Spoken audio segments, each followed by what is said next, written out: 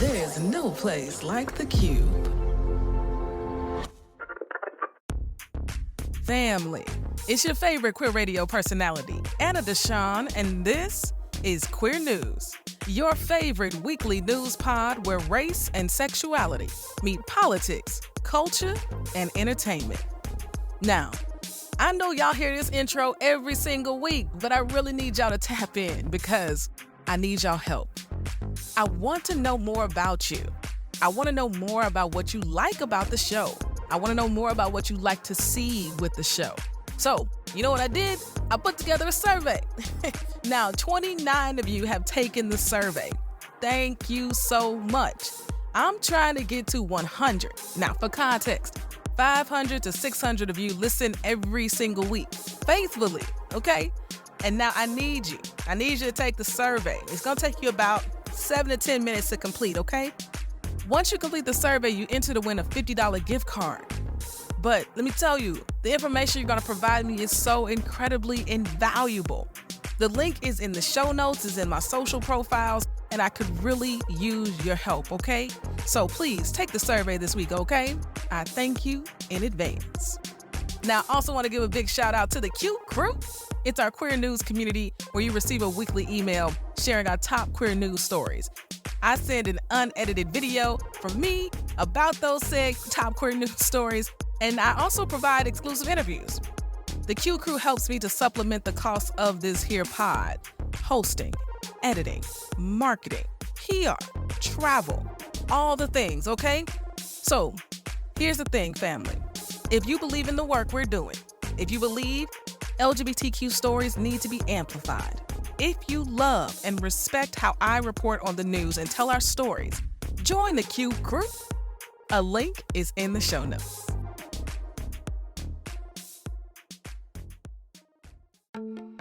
Now for the news.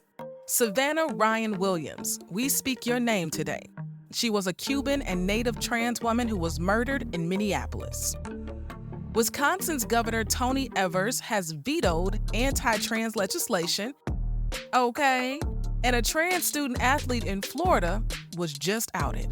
Brittney Griner has inked a deal with ESPN to tell her story. And I dare you to guess what the gayest state in the country is. I ain't telling you right now. You gotta listen to the podcast. Now let's go.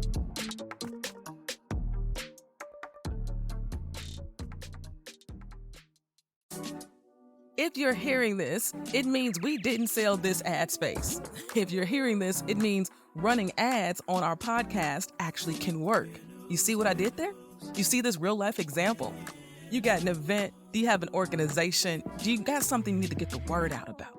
We got rates starting as low as $100. Check the link in our show notes for more information.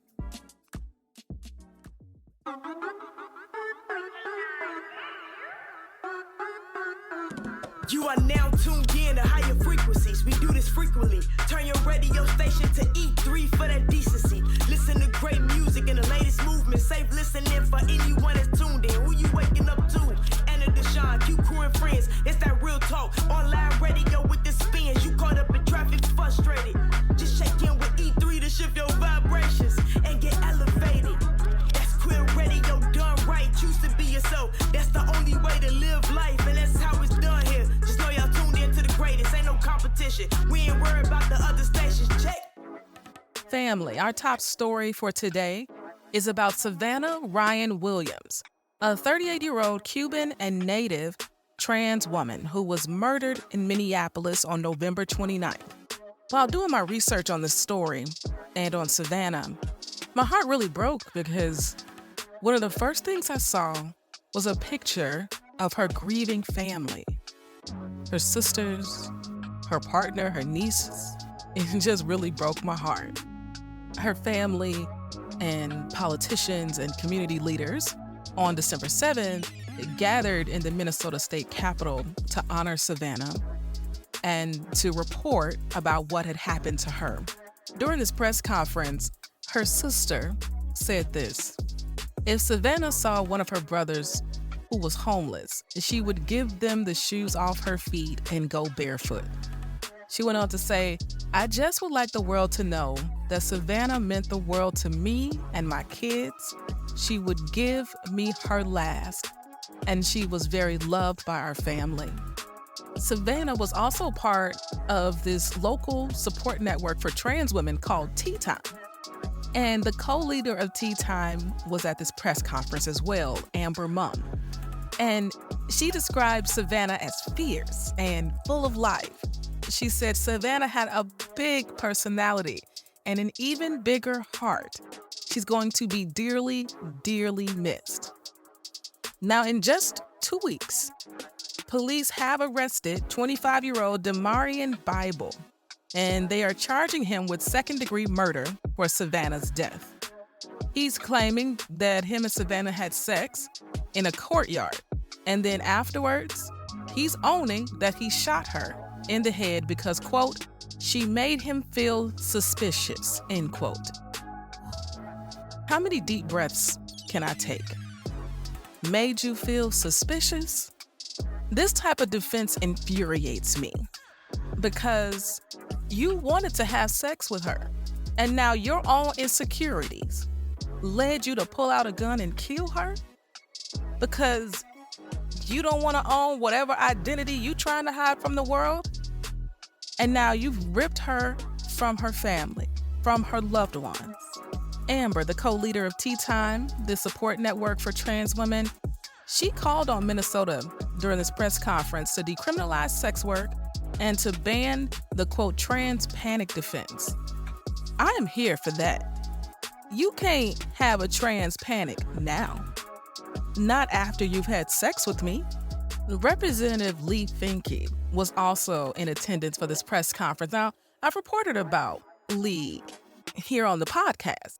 She is the first ever openly trans legislator to serve in the Minnesota House, right? And she's a powerful force in Minnesota. She says, "Police cannot save us. Anti-trans violence is an epidemic. It is everywhere. Our communities will not be safe until every one of our neighbors sees our humanity, celebrates our individuality, and embraces this beautiful community." No one could have said it better, and my heart goes out to her family and her friends and the community who are still mourning and grieving and who are still very much so in shock about what happened. Savannah Ryan Williams, we speak your name today.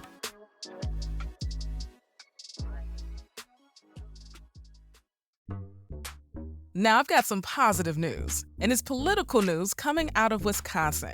Governor Tony Evers has vetoed anti-trans legislation.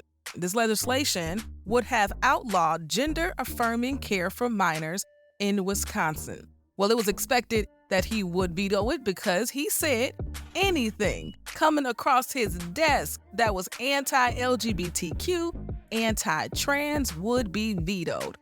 Boom, boom, boom, boom. We support this, Governor Evers, and thank you for standing with the LGBTQ community. Now, I don't know if y'all know this, but at least 22 states have enacted laws restricting or banning gender-affirming medical care for our trans siblings. 22. We've got 50 states. It's wild. Now, according to a study that was published in August, there have been fewer than 3,700 of these surgeries performed in the U.S. on patients 12 to 18 from 2016 to 2019. Y'all, 3,700. Republicans are really using our trans siblings' humanity for their own political gain. It's disturbing, it's disgusting, and it set us all back. But here's to Governor Evers and more governors like him who are choosing to stand up for LGBTQ rights. Now, one thing I will say is that we've seen governors veto legislation and then the legislature come back and override the veto of that governor. We'll see if that actually happens in Wisconsin. But for now, today, yep, we're gonna take the win, family. We sure are.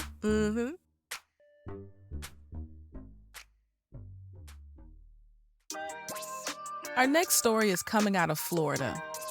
A high school sophomore who plays on the volleyball team and identifies as trans has been outed. The principal, assistant principal, and a few other teachers and officials have been removed from the school. This student's mother actually works at the school, and she said a lot of things were taken from my family this week. Our privacy, sense of safety, and right to self-determination. She went on to say, the outpouring of love and support from our community this past week has been inspiring, selfless, and brave. Watching our community's resistance and display of love has been so joyous for our family. The light leading us through this darkness. I want everyone to know that we see you, and we are so grateful for you. This statement was released through the Human Rights Campaign, right, which is one of the largest LGBTQ advocacy groups in the country. Now, what are some things we know? We know DeSantis signed the Fairness in Women's Sports Act, which is one of the most deceiving names for a piece of legislation, but that's neither here nor there.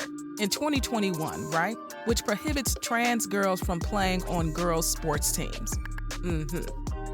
We also know that this family, they sued the school district and state officials in 2021 in hopes the law would be found unconstitutional and she'd be able to play on high school sports. And HRC, the Human Rights Campaign, provided their legal representation, okay? Now, a judge ruled against the family in November, though allowing time for the lawsuit to be amended. Hence why she was able to play on the team. Well, when word got out that the principal, assistant principal, and these few other teachers, officials had been removed, do you know what the students did? They walked out. They sure did. Hundreds of them walked out of class to the football field with signs cheering in support of this trans athlete, their friend. Yes, they did. Now, the school district said this: we will continue to follow state law and will take appropriate action based on the outcome of the investigation. We are committed to providing all our students with a safe and inclusive learning environment. Oh, how I wish that was true. As I sit here reporting on a story of a 15-year-old girl who all she wants to do is play on the volleyball team and be seen as normal.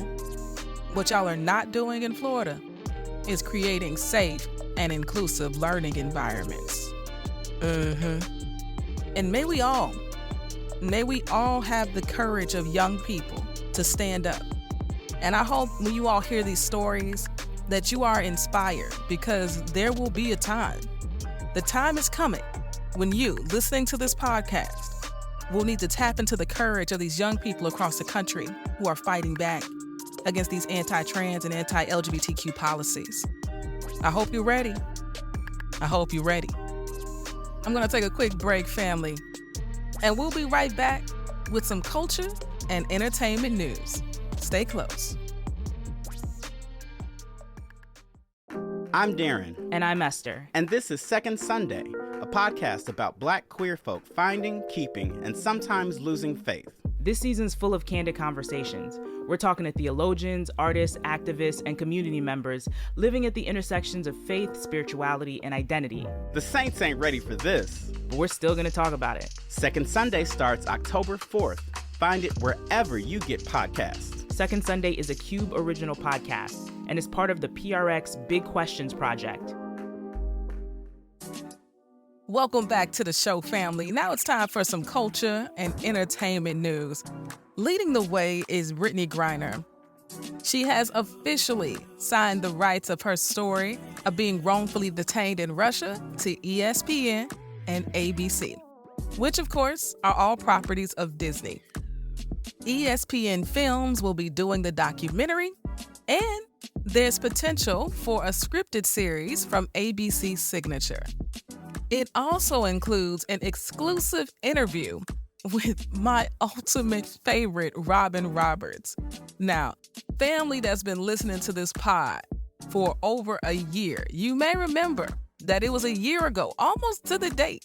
I went back and looked. It was our December 26th episode of 2022, and I asked who was going to get the exclusive BG interview. Who was it going to be? Was it going to be Oprah, Gayle, Robin Roberts, Angela Rye, or Jamil Hill? And look ahead, almost a year later, it is my ultimate favorite, Robin Roberts. Brittney said, "The last 2 years have been the most harrowing, transformative, and illuminating period of my life. And I am grateful to be in a place now to share my story with the world.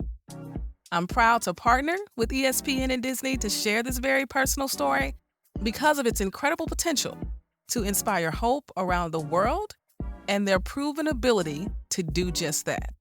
Now, one thing I thought was really dope about this entire deal was that her wife, Sherelle Griner, who I believe is the real MVP of this entire story, is going to be the executive producer. So you know it's going to be right. You know it's going to be accurate. And no games will be played with her story. Love it.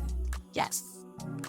Now, if you're listening to this podcast and for some reason you don't know who Brittney Griner is, she's one of the best and one of the greatest to ever do it, okay? She's won a WNBA championship. She has 3 gold medals, okay? She's a 2-time Defensive Player of the Year. She's like a 6-time All-Star.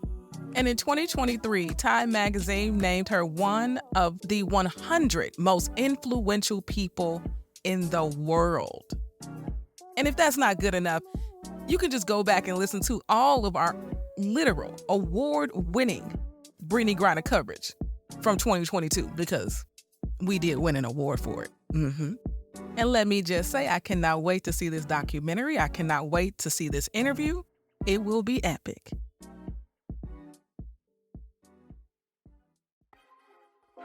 For our last story today, the question is, what is the gayest state in this country?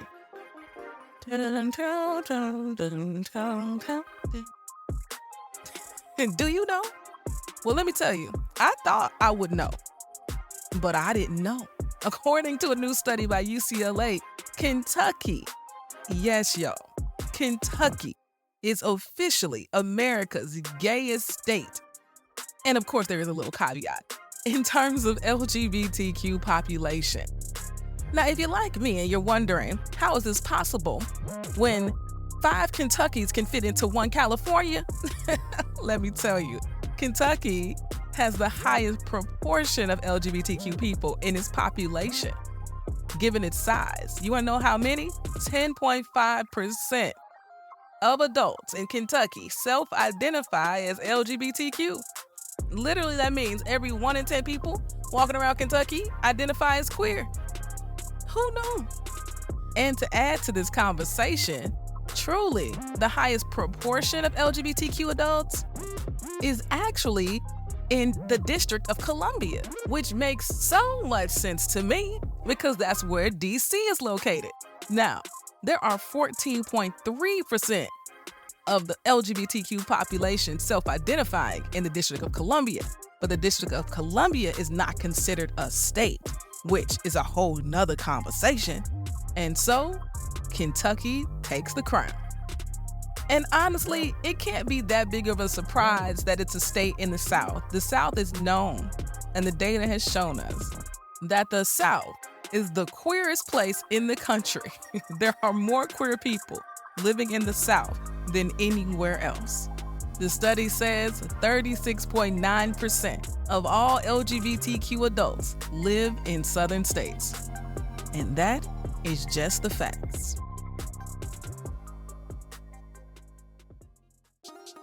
It's that time of the podcast where we close out with Anna's word because Anna's always got a word. Now, today's word comes from selfmadeladies.com, and it says, "What you think, you create. What you feel, you attract. What you imagine, you become." So I say be conscious of your thoughts always, family. It all starts in your mind. As we go into this new year and we're setting resolutions now and we're doing reflections, learn to control your mind and you will absolutely create the life you want to live. Till next week, family. Peace.